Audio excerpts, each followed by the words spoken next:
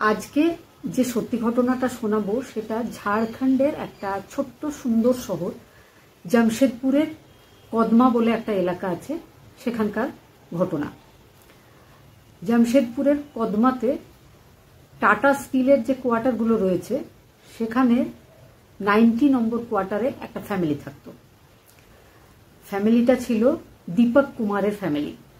দীপক কুমারের বয়স ছিল 42 বছর, তার স্ত্রী বিনার বয়স ছিল 35 বছর, তাদের বড় মেয়ে শ্রাবণী, তার বয়স ছিল 16 বছর, আর ছোট মেয়ে সানবীর বয়স ছিল 10 বছর। তাদের সুখের সংসার। দীপক কুমার টাটা স্টিল কোম্পানিতে ফায়ার ব্রিগেড ডিপার্টমেন্টের ম্যানেজার ছিলেন। ঘটনাটা ঘটেছিল 2021 সালের এপ্রিল মাসে।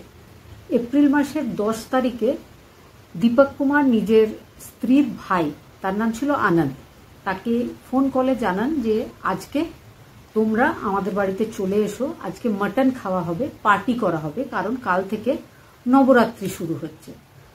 তো যেমন প্ল্যানিং হয়েছিল, আনন্দ নিজের স্ত্রীকে নিয়ে, বীণা দেবীর যে মা ছিল তাকে নিয়ে, নিজেদের ছেলে মেয়েদের নিয়ে কদমা এলাকায় টাটা স্টিলের যে কোয়ার্টার রয়েছে সেখানে তারা চলে আসে। সন্ধ্যেটা খুব ভালোভাবে কাটে, মাটন খাওয়া হয়, ফ্রাইড রাইস খাওয়া হয়, পার্টি হয়, আইসক্রিম খাওয়া হয়। তো রাত অনেকটা হয়ে গেছে, তখন তারা সবাই চলে গেছে।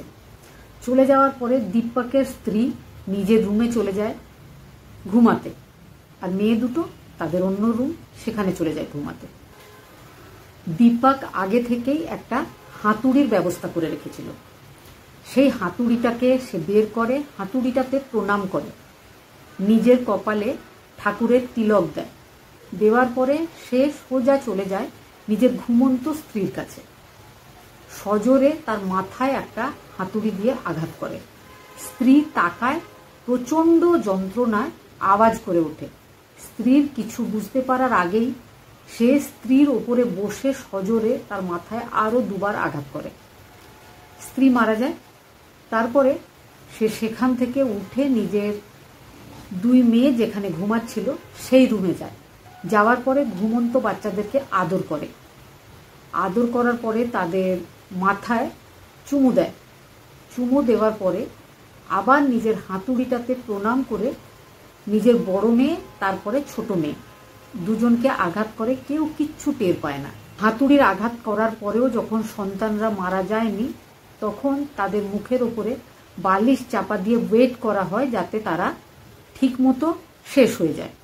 এই ঘটনা ঘটাবার পরে সে নিজের বুলেট নিয়ে নিজের শ্বশুর বাড়িতে যায়। শ্বশুর বাড়িতে গিয়ে নিজের শাশুড়িকে বলে যে আপনার মেয়ে আজকে রাঁচি যাচ্ছে, তার গয়নাগুলো দরকার। তো তার স্ত্রীর গয়না তার বাপের বাড়িতেই রাখা ছিল। তার মা কোনো প্রশ্ন করে না, মেয়ের গয়না দরকার, সব গয়নাগুলো সে জামাইয়ের হাতে দিয়ে দেয়।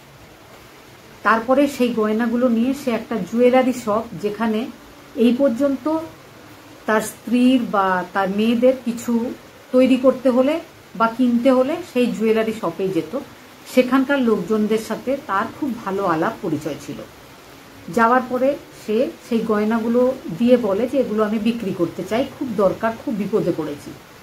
তো সেই ভদ্রলোক যেহেতু দীপক কুমারকে চিনত, তারা কোনো সন্দেহ করেনি। তারা গয়নাগুলো ওজন করে দেখার পরে বলে যে এই সব গয়নাগুলোর দাম আমি 4.5 লাখ টাকা দিতে পারবো, কিন্তু বর্তমানে আমার কাছে এক্ষুনি 3 লাখ টাকাই আছে, বাকি 1.5 লাখ টাকা 2-1 দিনের মধ্যেই আমি দিয়ে দেবো। এই কথা বলাতে দীপক কুমার আর কোনো কথা বলেনি। দীপক কুমার সেই 3 লাখ টাকা নিয়ে নিজের বাড়ি ফিরে এসছে। সে ঘরের ভেতর চলে গেছে, টাকা রাখতে চলে গেছে। এই সময় তার বাড়িতে তার ছোট মেয়ের যে টিউশন টিচার, সে রোজ সকালবেলায় 10:30টার সময় পড়াতে আসতো, সে চলে আসে। কোয়ার্টারের যে মেন দরজাটা ছিল সেটা কিন্তু দীপক তখনও বন্ধ করেনি। প্রাইভেট টিউশন যে টিচার, তার নাম রিয়া ঘোষ, সে দীপকের ছোট মেয়েকে 2.5 বছর ধরে টিউশন পড়ায়। তো সে এইভাবে আরও আগেও বাড়িতে এসছে। যখন দেখেছে যে মেন দরজাটা বন্ধ নেই, বা সে আসবে বলেও অনেক সময় সে মেন দরজাটা খুলে রাখা হতো, সে কোনো সন্দেহ করেনি। সে সোজা ভিতরে চলে এসছে। ভিতরে এসে তার হঠাৎ করে চোখ পড়ে যায় খাটের তলায় রাখা তার স্টুডেন্টের মা বীণা দেবীর বডির দিকে। তার চোখ পড়ে যে বীণা দেবীর মাথায়, তার ফেসে রক্ত লেগে রয়েছে। সেটা দেখা মাত্রই অটোমেটিকলি তার মুখ থেকে চিৎকার বেরিয়ে যায়। তারপরে সে ছুটে সেখান থেকে পালাতে যায়, কিন্তু দীপকও ছুটে গিয়ে তাকে ধরে ফেলে। এবার সে মেন দরজাটা বন্ধ করে দেয়। মেন দরজা বন্ধ করার পরে তার মুখে টেপ আটকে দেয়, তার হাত, তার পা সব বেঁধে দেওয়া হয়। তারপরে তাকে একটা চেয়ারে বসিয়ে দেওয়া হয়। বসাবার পরে সেম একই রকমভাবে তার মাথাতেও হাতুড়ি দিয়ে সজোরে আঘাত করা হয়। আঘাত করার পরে সে কিন্তু মারা যায়। 23 বছর বয়সী টিউশন টিচার রিয়া ঘোষকে মেরে ফেলার পরে দীপকের এবার মনে হয় যে এই বডিটাকে কোথায় রাখবো। তারপরে দীপকের মাথায় আসে বক্স খাটের যে বক্স আছে তার মধ্যে এই বডিটা ঢুকিয়ে রেখে দিতে হবে। এই জন্য সেই বডিটাকে দুটো হাত ধরে টানতে টানতে সে অন্য ঘরে নিয়ে যাচ্ছিল। এমন সময় রিয়া ঘোষের শরীরের নিচের যে সালোয়ারটা ছিল সেটা টানাটানিতে খুলতে থাকে। এমন অবস্থায় তাকে দেখে সেই মৃত শরীরের সাথে রেপ করার ইচ্ছা হয় দীপক কুমারের। সে সেটাই করে। দীপক কুমার সেই মৃতদেহর সাথে রেপ করেছিল একবার নয়, একাধিকবার, যেটা পরবর্তীকালে পোস্টমর্টম রিপোর্টে বোঝা গেছিল। এই ঘটনা বেশ কিছুক্ষণ ঘটাবার পরে সে নিজের বক্স খাটের ভেতরে সেই বডিটা রেখে দেয়। দীপক এই ঘটনা ঘটাবার পর সুন্দর করে বাইরের ঘরটা পরিষ্কার করে ফেলে। সব কটা বডিকে নিয়ে গিয়ে ভেতরের ঘরে বন্ধ করে রেখে দেয়। নিজের সমস্ত জামাকাপড়গুলোকে ওয়াশিং মেশিনে দিয়ে দেয় কাচার জন্য। এবার নিজের বিজনেস পার্টনার রোশনকে ফোন লাগায়, বলে আজকে দুপুরবেলায় চলে এসো, তুমি আমাদের বাড়িতে লাঞ্চে আমন্ত্রিত, আর তোমার মামি এখন বাড়িতে নেই, সে রাঁচি চলে গেছে। রোশন বলে যে আমি আসতাম, কিন্তু আমার শরীর আজকে ভালো নেই, আমি আসতে পারবো না। দীপক তাকে বারবার রিকোয়েস্ট করে যে না, আমি আজকে একা আছি বাড়িতে, তোমাকে আসতেই হবে, তুমি চলে এসো। দুপুর যখন 1টা বাজে দীপক আবার রোশনকে ফোন করে যে কই তুমি এলে না কেন। রোশন এবার নিজের স্ত্রী আরাধ্যাকে বলে যে দীপক মামা বারবার ডাকছে নিজের বাড়িতে লাঞ্চ করার জন্য, তো চলো আমরা যাই। তার স্ত্রীর ভাই অঙ্কিত কুমারও তাদের বাড়িতে এসেছিল। তো তারা 3 জনে চলে আসে দীপকের বাড়িতে। দীপক যখন দরজা খুলছিল, অঙ্কিত কুমারকে দেখে একটু সে বিরক্ত হয়েছিল, আর সে ভাবে যে আমি রোশনকে একা ডেকেছিলাম, সে নিজের সাথে নিজের স্ত্রী আর নিজের কোলে ছোট বাচ্চাকে কেন এনেছে। কিন্তু যখন নিয়েই চলে এসছে, করার কিছু নেই, তাদেরকে ডাকে, তারা সবাই মিলে সোফাতে বসে। কিছুক্ষণ গল্প করার পর রোশনের স্ত্রী আরাধ্যা নিজের বাচ্চাটাকে নিয়ে টয়লেটের দিকে চলে যায় ডাইপার চেঞ্জ করতে। রোশন তার পেছন পেছন যায় তাকে হেল্প করার জন্য। এখন কিন্তু ড্রয়িং রুমের সোফাতে একা আরাধ্যার ভাই অঙ্কিত একাই বসে আছে। সেই সুযোগে হঠাৎ করে দীপক নিজের সেই হাতুড়িটা নিয়ে এসে তার মাথায় আঘাত করে। সে জোরে চিৎকার করে ওঠে, সঙ্গে সঙ্গে ছুটে আসে তার দিদি আর তার জামাইবাবু। ঘটনাটা ঘটছে এমন সময় সে হাতুড়িটা নিয়ে আবার সোজা আঘাত করে রোশনকে। এই অবস্থা দেখে দরজা খুলে রোশনের স্ত্রী কোলে নিজের ছোট বাচ্চাটাকে নিয়ে ছুটে পালায়, বাইরে গিয়ে চিৎকার করতে শুরু করে। ঝামেলা বুঝে গিয়ে দীপক সেও পেছন পেছন যায়, বলে আমি খুব চিন্তায় ছিলাম, রাগের মাথায় ছিলাম, তাড়াতাড়ি অঙ্কিতকে নিয়ে তোমরা হসপিটালে যাও। অঙ্কিতকে পেছনের সিটে শুইয়ে অঙ্কিতের দিদি আর তার জামাইবাবু গাড়ি চালিয়ে যেতে শুরু করে। দীপক বলে যে আমি রাগের মাথায় এরকম করে ফেলেছি, আমিও পেছনে আসছি তোমাদের সাথে, তোমরা একে হসপিটালে নিয়ে যাও। দীপক পেছন পেছন যেতে যেতে হঠাৎ করেই সেখান থেকে নিখোঁজ হয়ে যায়। রোশন একটা প্রাইভেট হসপিটালের ইমার্জেন্সিতে নিজের স্ত্রীর ভাই অঙ্কিতকে দেখায়। অঙ্কিতকে আইসিইউতে ভর্তি করে নেওয়া হয়, আর রোশনকে প্রাথমিক চিকিৎসার পর ছেড়ে দেওয়া হয়। রোশন এবার দীপকের যে স্ত্রীর বাড়ি, স্ত্রীর ভাই আনন্দ কুমার, তাকে ফোন কলে ব্যাপারটা জানায় যে তোমার জামাইবাবু দীপক কুমার আমাকে এইভাবে হাতুড়ি দিয়ে মাথায় আঘাত করেছে, তাকে দেখে মনে হচ্ছিল যে সে পাগল হয়ে গেছে। এই কথাটা শুনেই আনন্দ কিন্তু খুব চিন্তায় পড়ে, কারণ আনন্দের মনে হয় যে সত্যিই তো তার জামাইবাবু সকাল সকাল তার দিদির গয়নাগুলো চাইতে এসেছিল, সাধারণত এমন হয় না। গয়না নেওয়ার দরকার হলে তার দিদি নিজেই আসে, সে এসে সেগুলো নিয়ে যায়। তার জামাইবাবু হঠাৎ করে গয়নাটা চাইলই বা কেন, পুরো গয়না নিয়ে আমার দিদির আঁচি বা কেন চলে যাবে? এই কথাটা যখনই সে বুঝতে পারে, সে তাড়াতাড়ি নিজের দিদিকে ফোন লাগায়। দেখে ফোনটা সুইচ অফ। জামাইবাবুকে ফোন লাগায়, সেটাও সুইচ অফ। তার যে বড় ভাগ্নি শ্রাবণী, তাকে ফোন লাগায়, সেটাও যখন সুইচ অফ। সে তাড়াতাড়ি সেখান থেকে বেরিয়ে দিদির বাড়ির উদ্দেশ্যে কদমা কলোনিতে আসতে শুরু করে। তখন দেখে একজন ভদ্রলোক আর একজন ভদ্রমহিলা সেই কোয়ার্টারের নিচে দাঁড়িয়ে কিছু একটা কথা বলা বলি করছে। তো আনন্দ কুমার সেখানে এসে দাঁড়ায়, জিজ্ঞেস করে যে কি হয়েছে, আপনারা এত চিন্তিত কেন? তখন সে ভদ্রমহিলা বলে যে আমার মেয়ে এখানকার কোয়ার্টারের দীপক কুমারের বাড়িতে পড়াতে আসে, তাদের ছোট মেয়েকে। সে সকালবেলায় পড়াতে এসেছিল, কিন্তু এখন বেলা 3টে বাজে, সে বাড়ি ফেরেনি, তাই জন্য আমি খুঁজতে এসেছি তাকে। এই কথাটা শোনা মাত্র ছুটে সে নিজের দিদির কোয়ার্টারের দিকে এগিয়ে যায়। কোয়ার্টারের দরজা খোলাই ছিল, সে ভেতর ঘরে যায়। 3টে বডি সে সামনেই দেখতে পায়। পুলিশকে খবর দেওয়া হয়, পুলিশ আসে। ভালোভাবে যখন ঘর সার্চ করা হয়, পুলিশ পুরো ব্যাপারটা বুঝতে পারে।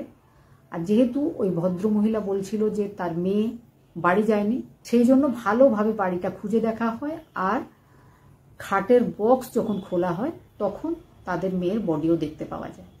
পুলিশ এবার বুঝতে পারছিল না যে হঠাৎ দীপক কুমার এই ধরনের ঘটনা কেন ঘটিয়েছে। দীপক কুমারকে ধরে দিতে পারলে 1 লাখ টাকা পুরস্কার দেওয়া হবে, এই রকম একটা ঘোষণাও পুলিশ ডিপার্টমেন্ট থেকে করা হয়েছিল। ধানবাদের একটা HDFC ব্যাংকে দুপুরবেলায় দীপক কুমারকে পুলিশ গিয়ে অ্যারেস্ট করে। এবার বলি যে পুলিশ কিভাবে দীপক কুমারের খোঁজটা পেল। যখন দীপক কুমারের ঘটিয়ে দেওয়া ঘটনার ব্যাপারে সেই জুয়েলারি শপের মালিক জানতে পারে, তখন সেই জুয়েলারি শপের মালিকের মনে হয় যে দীপক কুমার যে তার কাছে জুয়েলারিগুলো বিক্রি করতে এসেছিল, 3 লাখ টাকায় সে জুয়েলারি বিক্রি করেছিল, সেটা পুলিশকে জানানো তার উচিত। সেই জন্য সে পুলিশ স্টেশনে গিয়ে ব্যাপারটা বলে। তখন তাকে জিজ্ঞেস করা হয় যে আপনি যে টাকাগুলো দিয়েছিলেন কিভাবে দিয়েছিলেন? সে বলে আমি অনলাইন পেমেন্ট করেছিলাম আর কিছু টাকা হাতেও দিয়েছিলাম। 1.5 লাখ টাকা দেওয়া এখনো বাকি আছে। যে 1.5 লাখ টাকা সে আমাকে মৃত্যুঞ্জয় কুমার বলে কারো একটা অ্যাকাউন্টে দিতে বলেছে। পরবর্তীকালে বোঝা যায় যে মৃত্যুঞ্জয় কুমারটা ছিল দীপক কুমারের দাদা। তার অ্যাকাউন্টেই টাকা, বাকি যে 1.5 লাখ টাকা ছিল গয়না বিক্রির, সেটা সেই জুয়েলারি শপের মালিককে বলে দেওয়া হয়েছিল ওই অ্যাকাউন্টে পাঠিয়ে দিতে। পুলিশের সাথে যোগাযোগ হয়। সেই 1.5 লাখ টাকাটা জুয়েলারি শপের মালিক HDFC ব্যাংক ধানবাদ, সেখানে টাকাটা যেই জমা দিয়েছে, তার আগেই পুলিশ ধানবাদের HDFC ব্যাংকের কর্মচারীদের সঙ্গে, ম্যানেজারদের সঙ্গে যোগাযোগ করে সমস্ত ব্যাপারটা জানিয়ে রেখেছিল। দীপক কুমারের একটা ফটো HDFC ব্যাংকে পাঠিয়ে দেওয়া হয়েছিল। ব্যাংকের সমস্ত স্টাফরা দীপক কুমারের অপেক্ষা করছিল। সত্যি সত্যি দীপক কুমার কিন্তু দুপুরবেলায় 1:30টার সময় 16 এপ্রিল 2025-এ ধানবাদের সেই HDFC ব্যাংকে এসে পৌঁছায়। এসে সে খোঁজ নেয় যে সেই অ্যাকাউন্টটাতে 1.5 লাখ টাকা জমা হয়েছে কিনা। সঙ্গে সঙ্গে পুলিশ তার অপেক্ষা করছিল, তাকে অ্যারেস্ট করে নেওয়া হয়। তাকে অ্যারেস্ট করে যখন পুলিশ জিজ্ঞাসাবাদ করে, তখন যে ব্যাপারটা সে জানায় পুলিশকে যে সে এই পর্যন্ত এই ধরনের ঘটনাগুলো কেন ঘটালো, তখন পুলিশ যেগুলো জানতে পারে সেটা এবার বলব। তো সে বলেছে সে অনেক টাকা ইনকাম করে, কিন্তু তার সবসময় অভাব, বা তার মনে হয় সে আরও অনেক অনেক টাকা পয়সা রোজগার করবে। তার একজন পরিচিত, তার বন্ধু, তার নাম প্রভু। প্রভু চাকরিও করে, আবার সে বিজনেসও করে। তো প্রভুর সাথে সে আলোচনা করে প্রভুর একজন ভাগনা, যাকে সেও ভাগনা বলে মনে করে, যার নাম রোশন কুমার। রোশন কুমারের সাথে যোগাযোগ করে সে একটা হেভি ট্রাক কেনে। ট্রাক কেনার জন্য যে টাকাটা, সেটা আসে তার বাবা মা মারা যাওয়ার পরে। তার একটা বাড়ি ছিল জামশেদপুরের পশুডি নামের একটা জায়গা আছে, সেখানে বাবা মায়ের বাড়িটা বিক্রি করার পরে সে বেশ কিছু টাকা পেয়েছিল। মনে মনে ঠিক করেছিল প্রভু যেমন ট্রান্সপোর্টের ব্যবসা করছে, তো সেও একটা বড় লরি কিনে ব্যবসায় যোগ দেবে। তাহলে তার এই যে টাকা পয়সা কমে যাচ্ছে, সেই ব্যাপারটা মিটে যাবে। প্রভু আর প্রভুর ভাগনা রোশনের সাথে যোগাযোগ করে একটা হেভি ট্রাক কেনা হয়। ট্রাক কেনার পরেই কিন্তু কোভিড টাইম চলে আসে। কোভিড টাইম আসলে যেমন ইনকাম হওয়ার কথা সেই ট্রাক থেকে সেটা হয়নি। সে এতে বিরক্ত বোধ করছিল। তার মনে হচ্ছিল রওশন তার বেশিরভাগ টাকাটা নিয়ে নিচ্ছে। রওশন যেহেতু ওই গাড়ির ব্যাপারটা দেখাশোনা করত, গাড়ির ভাড়াগুলো ঠিক করত, রওশন ঠিকমতো সত্যি সত্যি টাকা পয়সা তাকে দিত না। সেই জন্য সে ধীরে ধীরে রওশনের ওপর তার খুব রাগ হচ্ছিল। প্রভুর ওপরেও সে বিরক্ত হচ্ছিল, কারণ প্রভুর আত্মীয় ছিল রওশন। প্রভুই তাকে আইডিয়া দিয়েছিল যে তার একটা গাড়ি কেনা উচিত। প্রভু তাকে বলেছিল যে তার গাড়ি ব্যবসা করা উচিত, গাড়ি ব্যবসা করলে প্রচুর টাকা হবে। প্রভুর ব্যবসা দেখেই তার ইচ্ছা হয়েছিল গাড়ি ব্যবসা করার। কিন্তু রওশন তাকে ঠিকমতো হিসাব দিচ্ছিল না টাকার। রওশন তার বেশিরভাগ টাকা নিয়ে নিচ্ছিল, এটা তার মনে হচ্ছিল। তো সে মনে মনে ঠিক করে যে রওশন যে তার এত বড় ক্ষতি করেছে, যে এতগুলো টাকা দিয়ে একটা গাড়ি কেনার পরেও রওশন তাকে ঠিকমতো টাকা দিচ্ছে না, তার লস হয়ে গেছে, তো রওশনকে সে মেরে ফেলবে। তারপরে তার মাথায় আসে যে রওশনকে মেরে ফেললে তো তাকে জেলে যেতে হবে, আর যদি জেলে যেতে হয় তাহলে তার 2 মেয়ে আর তার স্ত্রীর জীবনটা খুব খারাপ হয়ে যাবে। তারা তাকে ছেড়ে কিভাবে চলবে? তাহলে রওশনকে মারার আগে তার স্ত্রীকে আর তার বাচ্চাদেরকে আগে মেরে ফেলতে হবে তাদের সেফটির জন্য। তাদেরকে মেরে ফেলার পর রওশনকে মারতে হবে, মারার পর জেলে গেলে আর কোনো অসুবিধা নেই। সেই জন্য সে পাতাল লোক নামের ওই যে ওয়েব সিরিজ, তাতে একটা লোক ছিল, ত্যাগী তার নাম ছিল, সে এইভাবেই হাতুড়ি নিয়ে সবাইকে মারত আর হাতুড়িটাকে প্রণাম করত। সে ব্যাপারগুলো সেখান থেকে সে শিখেছিল, সেগুলোই সে নিজের ফ্যামিলির লোকদের উপরে অ্যাপ্লাই করেছিল। এবার পুলিশ জিজ্ঞেস করে যে চলো এই পর্যন্ত ঠিক আছে, কিন্তু তুমি টিউশন টিচার রিয়া ঘোষকে মেরে ফেললে কেন? তখন সে বলে রিয়া ঘোষ এসে গেছিল, রিয়া ঘোষ সব ব্যাপারটা বুঝে ফেলেছিল। রিয়া ঘোষ যদি বাইরে গিয়ে সমস্তটা বলে দেয়, ওই জন্য সে রিয়া ঘোষকে শেষ করে ফেলেছিল। এবার তাকে জিজ্ঞেস করা হয় তাহলে তুমি রেপ করলে কেন, বা ডেড বডির সাথে রেপ করলে কেন? তখন সে বলে যখন রিয়ার হাত দুটো ধরে সে টানতে টানতে অন্য ঘরে নিয়ে যাচ্ছিল, তো তার শরীর থেকে তার নিচের যে পোশাকটা ছিল সেটা টানার জন্য খুলে গেছিল। তখন সেই অবস্থায় রিয়াকে দেখে তার মনে হয়েছিল যে তার এটা করা উচিত, সেই জন্য সে করেছিল। পুলিশের বা কোর্টের বা জামশেদপুরের বা সারা দেশের লোকজনেরা যারা যারা এই ঘটনাটা শুনেছিল, জেনেছিল, তাদের সবার মনে হয়েছে যে দীপক কুমার সত্যি খুব খারাপ একটা ঘটনা ঘটিয়েছে, যার জন্য তার ক্ষমা পাওয়া উচিত না। এপ্রিল 2023-এ তাকে সেশন কোর্ট থেকে মৃত্যুদণ্ডে দণ্ডিত করা হয়েছিল। এখনও সে জেলেই রয়েছে। তাকে সবাই মেন্টালি অসুস্থ বলেই মনে করে। এমনকি সে জেলেও একবার তার সাথে যে আরও কয়েদিরা রয়েছে তাদের মধ্যে একজনকে সেখানকার একটা গ্যাস সিলিন্ডার নিয়ে আঘাত করে মেরে ফেলার চেষ্টা করেছিল। তাকে কোনোভাবে পেরোলে বা জামিনে মুক্তি দেওয়া কখনোই উচিত না। তার একমাত্র শাস্তি মৃত্যুদণ্ড।